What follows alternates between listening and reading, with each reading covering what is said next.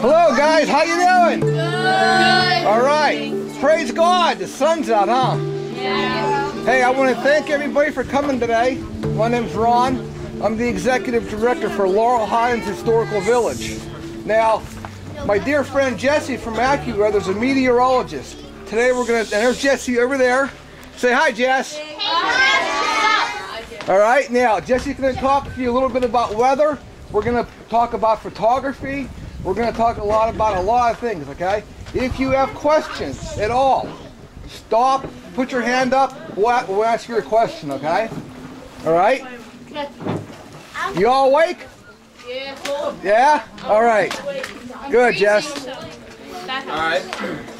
Well, as Ron said, I work for AccuWeather up at State College, and AccuWeather has their world headquarters there. We have about 400 people working there, and we do the weather for all over the world. We take in observations from airports all across the world, and cloud pictures from NASA's satellites, and Doppler radar images from the National Weather Service. And then the meteorologist's job at AccuWeather is kind of to interpret what he sees on the computer, because a lot of meteorology is on computers these days, obviously. And there's a lot of different computers that can predict the weather called models, but the meteorologist has to decide which one of those is going to be right. And there's about 24 of them, so it's not an easy job. Now, one of the ways that meteorologists observe the weather, is with a weather station like this. This is kind of like what they have at the airports, but you can buy one of these for your house as well. Does anybody know what this instrument here might be measuring? Wind speed. Wind speed, that's correct. And how about this one over here? Wind direction. Wind direction, that's right. And this little box here in the front is the rain gauge, which is kind of falling apart on me, but basically what's inside there, if you can see, there's a little, looks like a little spoon in there. And when enough rain falls into the spoon, it tips over, and then it records 1/100th of an inch of rain. And so as it rains, it just keeps tipping, and that's how it counts the rainfall. And this is a special kind of weather station too, because it has a sensor to tell you how much ultraviolet energy is coming from the sun. Not all weather stations have that. And the other thing it can measure is barometric pressure, like when you hear about high pressures bringing good weather and low pressures bringing bad weather. It can measure the rise and the fall of the barometric pressure as well. Now, one thing I want to talk to you today about is tornadoes. We do get tornadoes in Pennsylvania, but not very often. The most likely time of year to have one is in May, so that's coming up next month. But there have been significant tornadoes anywhere between March and September. Most likely time to see a tornado in Pennsylvania is in the late afternoon, around 5 o'clock. And altogether, there's been 670 tornadoes in Pennsylvania since 1950. Most of the tornadoes in Pennsylvania are fairly weak. We don't get the big storms like they do out west. Have any of you guys ever seen a tornado? Yeah, on TV. Yeah? I've been in one. Where was that? Florida. Florida. Yeah, Florida gets a lot of tornadoes, and Florida gets a lot of lightning too. One of the things that Ron and I like to do is take pictures of lightning. It's not easy, but we can tell you a little bit about that. Lightning, of course, is very dangerous. Here in the state of Pennsylvania, there can be lightning around any storm, and as soon as you hear thunder, you should go indoors, because lightning is very dangerous. The only safe place to be during a lightning storm is inside a sturdy building or in a car with the windows rolled up. Has anybody here heard about the Great Johnstown Flood of 1889? That was a long time ago. I doubt there's anybody here that can tell us much about that from being here, but I do have a weather map with me today, which you guys can pick up a copy of, that shows the amount of rainfall that fell in Pennsylvania during that Johnstown flood. And of course, that was one of 3 floods in Johnstown. I also have a weather map from the 1936 flood. the 1936 flood was basically caused by a big low pressure system bringing in a lot of rainfall on top of snowfall. They had a lot of snow that March on the ground, and when that snow melted when it got warm, it combined with the heavy rain to cause another flood in Johnstown. And then of course 1977 was the last big Johnstown flood, and I have actually a satellite picture of the clouds from that flood here. Hey Jess, Yeah. the 36 flood, you can mention, we have photographs on AccuWeather showing, That's true, showing yeah. the snow depth was like 20 some feet deep. Yeah, on the AccuWeather photo gallery, Ron's uploaded some pictures of the different floods from the flood museums and pictures of the heavy snow the year before the 36 flood. But if you can remember, guys, could you imagine the snow being 20 feet deep? Could you imagine that? That would be twice. That would be taller than this building. So. All right. Could you imagine shoveling all that snow? No. It'd be a lot of work, huh? He's not going to imagine playing in it. Now, okay, how about this question, okay? Why do we get a lot of snow some years and some years we don't get a lot of snow? Because the sun's On the Earth's axis. Okay. Jesse can answer that question for you. The distance from the sun. I can I? I hope so. You went to, see, you gotta remember, you went to college for this stuff, so. Yeah. Well, there's a lot of different reasons we can get different snowfalls from year to year. It depends a lot on the patterns in the atmosphere and how they play out over the snow season. Now I'm trying to think, Ron, I posted the other day on the Pennsylvania Storm Chasers group on Facebook that the station at Evansburg had, what, 148 inches of snow total this winter? Yeah. And that was a little bit above normal. Right. I think at Ron's house, he gets even more than that. 246, yeah. So, now again, yeah, real quick, another thing, remember, okay, in Johnstown, where you guys live in Johnstown, it could be raining, but up here on the mountain, it'll be snowing, okay? You got to remember that, okay? Elevation, the higher you are, the more likelihood you are to get snow, okay? It's real simple. Yep, normally in the atmosphere it gets cooler as you go up. So on the tops of mountaintops, like where Ron lives, it snows a lot of the time, even if it's raining in the valleys. Now, has anybody heard of the Great Pennsylvania Tornado of 1985? That was a long time ago, but that was the biggest tornado to ever strike Pennsylvania. Now, a lot of people say that tornadoes don't happen in the mountains, but in 1985, that tornado went up and down the mountains north of State College and knocked over thousands of trees, and it went on the ground for about 60 miles. It was a very strong tornado. A couple years ago, I talked to some Boy Scouts who were in a little building up there when the tornado came through. That was what, Parker Dam? Is that what that was? And they all survived, but they were very lucky. Let's see what else I have here. So, Ron and I take pictures of weather and do what we call storm chasing here in Pennsylvania. Who all's heard of storm chasers? I'm doing that.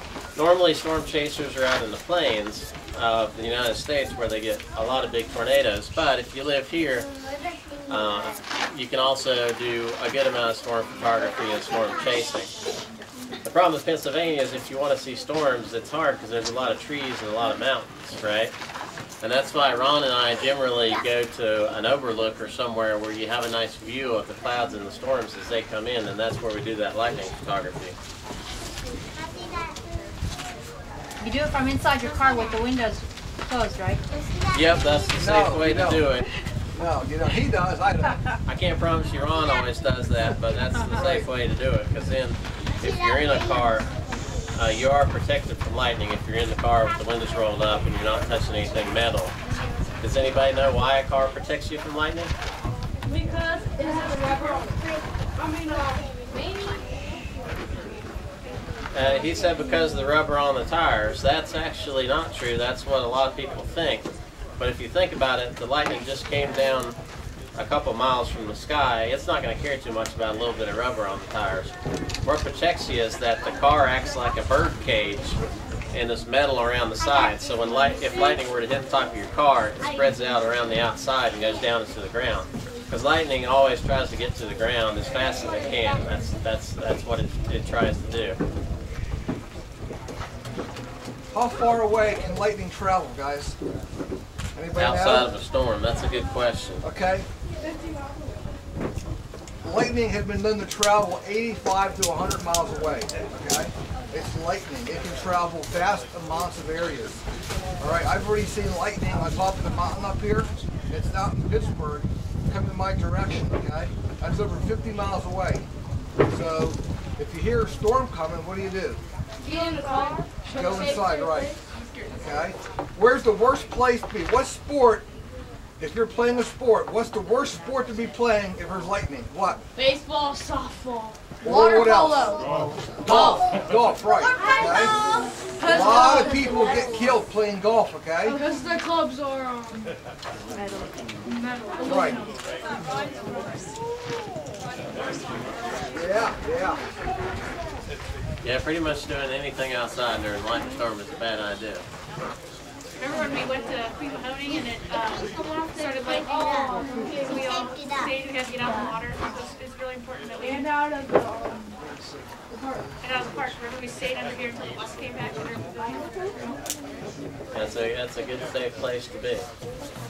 But it's not out of the woods. That was bad. It was the safest place we could be at that time.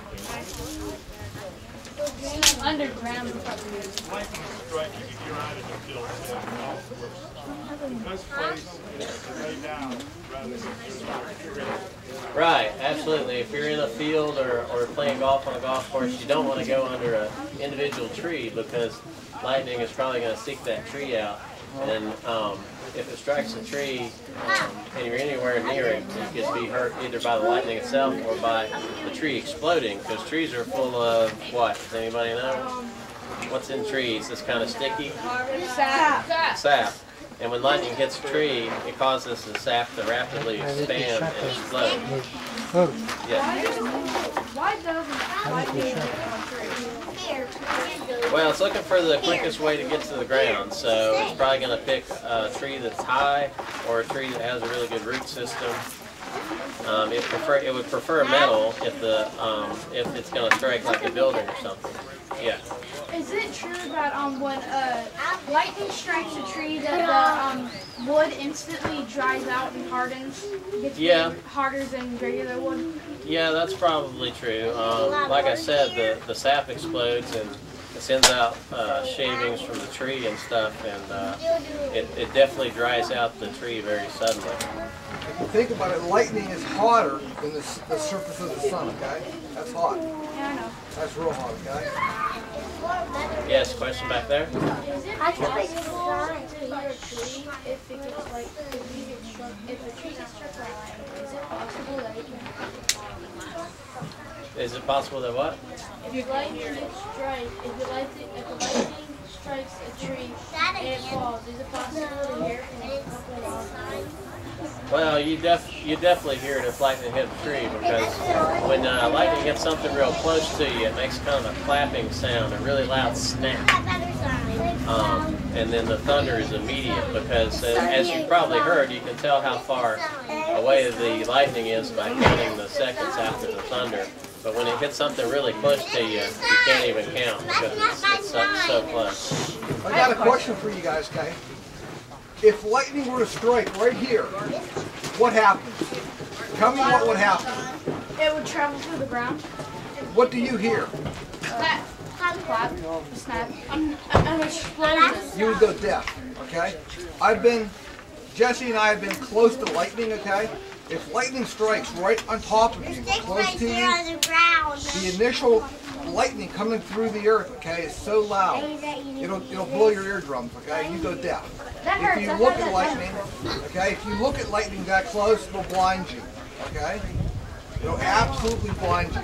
So, lightning can hurt you in a lot of ways, not just by hitting you, but if it's close to you and you look at the strike, it'll blind you. Yes. How long can it blind you or make you deaf? What? How long can it blind you or make you deaf? That's a good Based question. on the fact that Ron just said what, I think maybe a long time. I lost my hearing for about an hour one day. Yeah, it's kind of like if you go to a loud concert. It's that kind of a thing. Your ears will ring for a long time afterwards. My husband and I do a lot of hiking, and we'll be in a forest, so a lot of trees. What's the likelihood of, you know, a storm rolls in and there's lightning, that if you're in a forest with a lot of trees, that you can get struck? It's pretty unlikely just because of the odds of it hitting a particular tree right around you, but you definitely want to stay away from open spaces, rock outcrops, and that sort of thing during a storm. Power lines, absolutely. I tend to start running once it's Now there's when lightning strikes a beach, at the beach, when it strikes the sand, does anybody know what happens? It turns to a crystal type thing. Yeah, it basically really turns into glass. expensive. It basically turns into glass because when you melt sand, it becomes glass. So when lightning hits a beach, it branches out underground and creates a glass figurine kind of in the shape of the lightning, which is pretty cool. I found one of those a couple of years ago up by State College and dug it out of the ground. It's pretty neat. It goes for a lot of money per pound. Yeah. Stop doing that. All right, any other questions?